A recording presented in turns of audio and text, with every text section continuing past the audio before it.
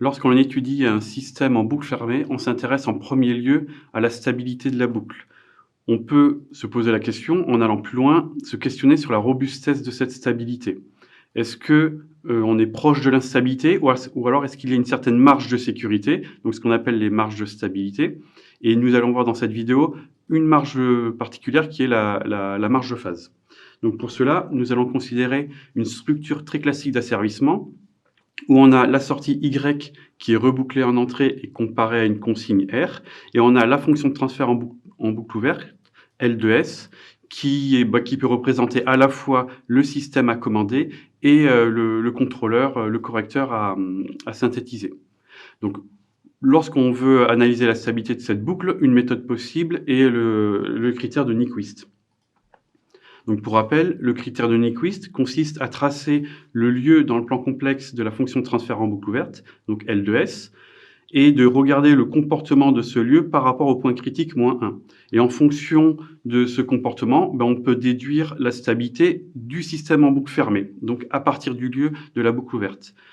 Pour rappel, le système en boucle fermée sera stable si le lieu de la boucle ouverte encercle le point critique -1 autant de fois que le nombre de pôles instables de L de S, donc la fonction de transfert en boucle ouverte. Donc ici, nous allons supposer que le système en boucle fermée est stable. Donc ça peut être considéré ça naturellement par construction, parce qu'on suppose qu'il y a un correcteur dans L de S que l'on a designé pour pouvoir rendre l'asservissement stable.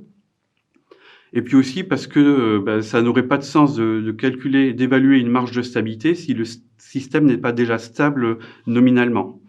Dans ce cas-là, si on a un système asservi stable, il restera stable, cette stabilité sera maintenue tant que l'encerclement du point -1 ne change pas. Donc dans cette configuration, dans cet exemple, on reste stable, la boucle fermée reste stable tant que la courbe bleue ne vient pas contourner le point -1.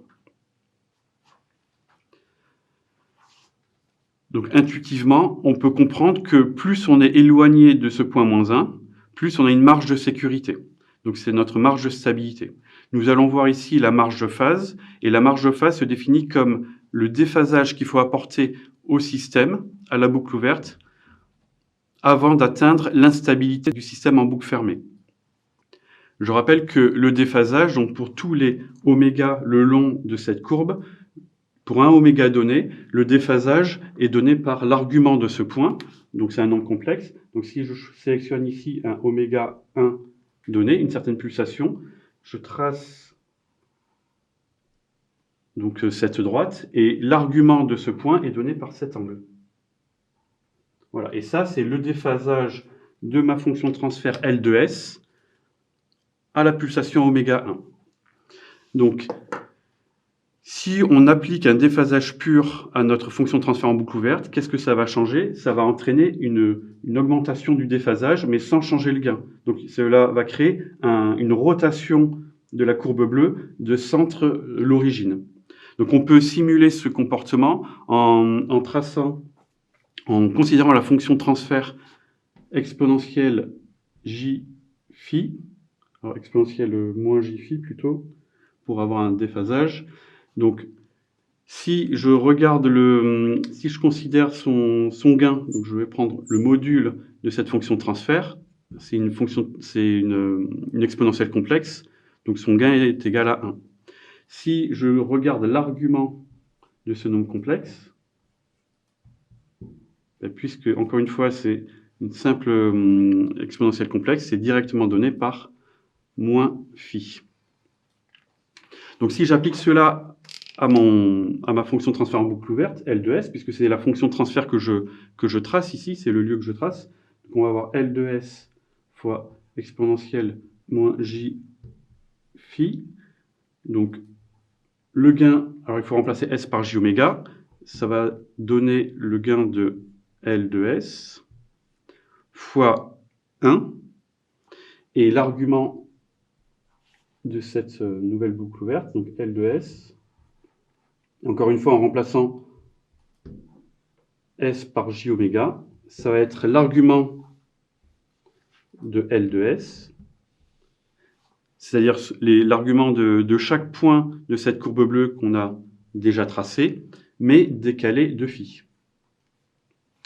Donc on a un décalage angulaire pour chacun des points de la courbe. Donc on va faire une simulation pour illustrer ceci. On peut donc voir sur cette animation où, partant de la courbe bleue initiale, eh bien, on impose un déphasage pur pour toutes les fréquences, ce qui crée donc cette rotation et donc décale la courbe du lieu de la fonction de transfert en boucle ouverte. Et donc maintenant, ce qu'on peut se poser comme question, puisqu'on s'intéresse au maximum de déphasage avant l'instabilité, c'est quel point de la courbe va en premier toucher le point critique moins 1. Puisqu'on fait une rotation de centre haut, ben finalement, le premier point qui va toucher le point moins 1, le point critique, c'est celui qui a une distance de 1 du centre. Être à une distance de 1 du centre correspond donc pour L de J oméga. Alors, on ne connaît pas encore quel oméga, c'est ce qu'on va chercher. C'est celui pour lequel on a un gain de 1, c'est-à-dire qu'on a une distance de 1 par rapport à l'origine, ou en dB. Donc si on calculait la même chose en dB, donc 20 log de L de J oméga égale à 0. 20 log de 1 égale à 0. Et donc cette pulsation, bon, on peut l'appeler par exemple oméga 0 dB, ou oméga 0. Et donc c'est cette pulsation qu'on va venir chercher, et c'est le point de la courbe à une distance de 1 du centre. Donc là, j'ai représenté ce cercle unité et qui permet bien de voir quel point va venir toucher le point critique lorsqu'on fait une rotation pure, c'est-à-dire un déphasage pur pour toutes les fréquences. Donc finalement, on va pouvoir lire cette marge de phase. Ça va être cet angle disponible entre l'axe des abscisses côté négatif et la droite qui passe par ce point jusqu'à l'origine. Ben, l'angle fait par ce cône-là correspond à notre marge de phase.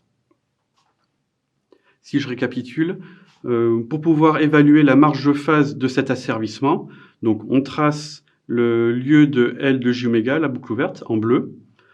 On peut tracer le cercle unité pour repérer la pulsation pour laquelle on va avoir la pulsation à 0 dB.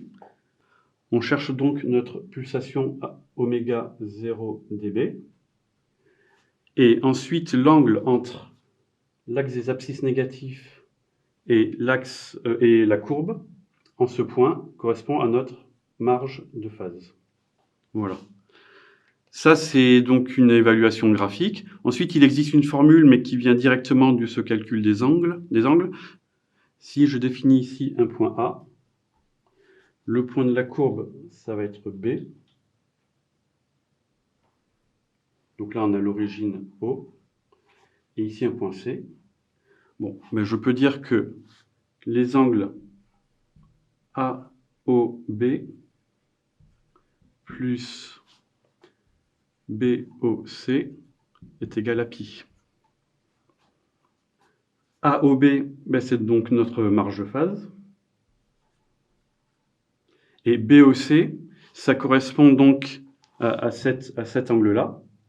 Donc dans ce sens, donc cet angle-là que je vais appeler phi 0 par exemple, c'est le déphasage. C'est le déphasage, ça va un peu plus loin.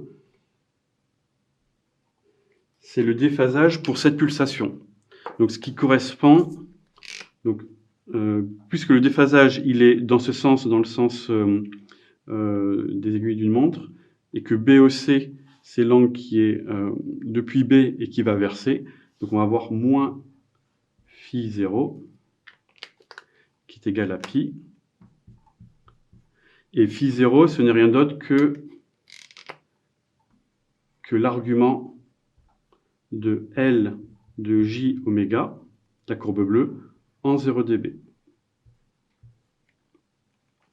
Donc finalement, la formule qui est généralement donnée, c'est la marge de phase, c'est égal à pi plus l'argument de L de J oméga 0 dB. Donc voilà notre notre formule qui vient directement des relations graphiques. L'exemple utilisé pour cette démonstration, donc c'était une fonction d'ordre 3 avec 3 pôles et 0, 0. Donc c'est le lieu de cette fonction transfert qui est tracé ici en bleu. Et donc en reprenant la démarche illustrée précédemment et en s'aidant d'un logiciel, vous devriez trouver une pulsation de coupure à 0 dB égale à 2,84 radians par seconde. Donc ça, c'est la pulsation en ce point. Et ensuite, une marge de phase, donc l'angle entre ce segment et l'axe des abscisses de 0,44 radians, ce qui correspond à 25 degrés. Donc voilà ce qu'on peut trouver pour cet exemple. Ensuite, donc, on va voir un dernier point. Donc on a vu comment calculer, mesurer la marge de phase.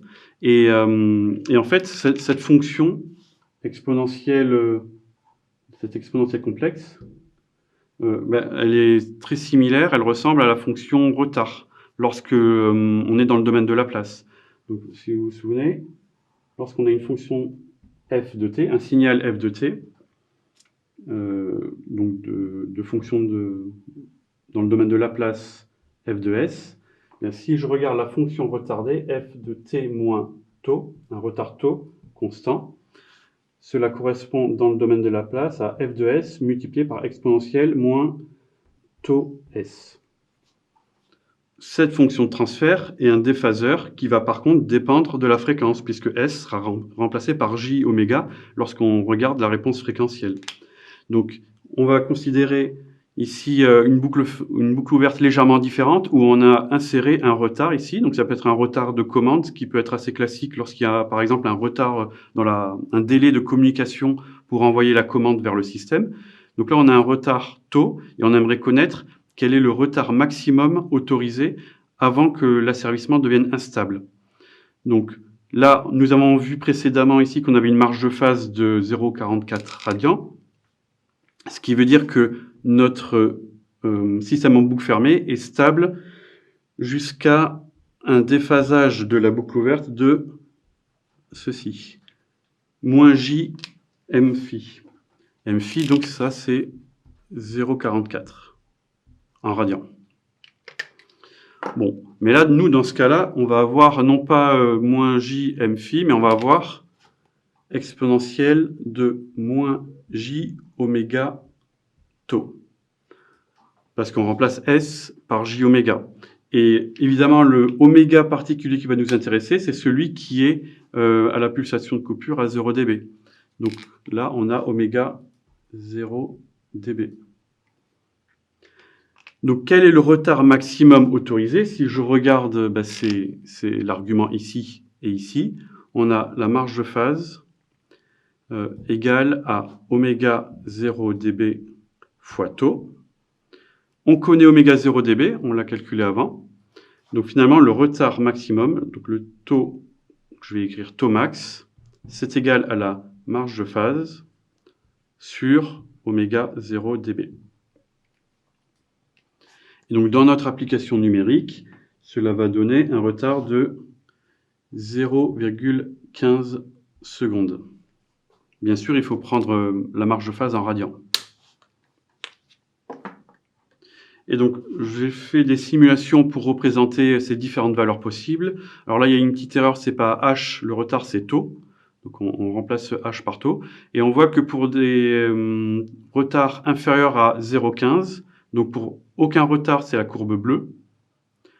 Un retard de 100 millisecondes, on reste stable. Donc il y a un peu plus d'oscillation, c'est la courbe rose. Il y a un peu plus d'oscillation, mais on reste stable. Par contre, pour un retard de 200 millisecondes, on dépasse cette marge de retard autorisée. Et là, on a des oscillations qui deviennent de plus en plus grandes. Et donc, cela correspond à un comportement instable. Nous allons voir un dernier point. Jusqu'à maintenant, nous avons présenté la marge de phase sur la représentation de Nyquist. mais on peut le représenter également sur la représentation de Bode et la représentation de Black. Donc ici, c'est l'angle mesuré sur le diagramme de Nyquist dans le plan complexe. Sur le diagramme de Bode, donc on a deux tracés, on a les gains en décibels et le déphasage, ici en degrés. Donc il faut d'abord repérer la pulsation de coupure à oméga 0 dB et reporter cette pulsation sur le tracé du déphasage et regarder la distance entre moins 180 degrés et la courbe. Parce qu'effectivement, c'est ce qu'on regarde ici. Le point -1, il est à un argument de moins 180 degrés et on regarde l'angle entre ce moins 180 degrés et la phase, et le déphasage de la courbe bleue. Donc là, c'est ce qu'on fait également ici. On regarde entre moins 180, donc il y a un trait qui est tracé pour repérer cette ligne, et on regarde cette distance. Donc ça, c'est la marge de phase ici, qui est égale à 25 degrés aussi. On a pris le même exemple. Et sur le diagramme de Black, donc là, c'est un peu plus direct, hein, puisque dans le diagramme de Black, on a une représentation avec en ordonnée les gains et en déphasage le déphasage en abscisse. Bon, ben là, on regarde directement quand est-ce qu'on coupe l'axe des 0 dB pour avoir la bonne pulsation, et on regarde la distance entre moins 180, ça c'est moins 180, et la courbe bleue. Donc c'est trois façons qui reviennent aux mêmes, mais sur trois représentations de mesurer la marge de phase.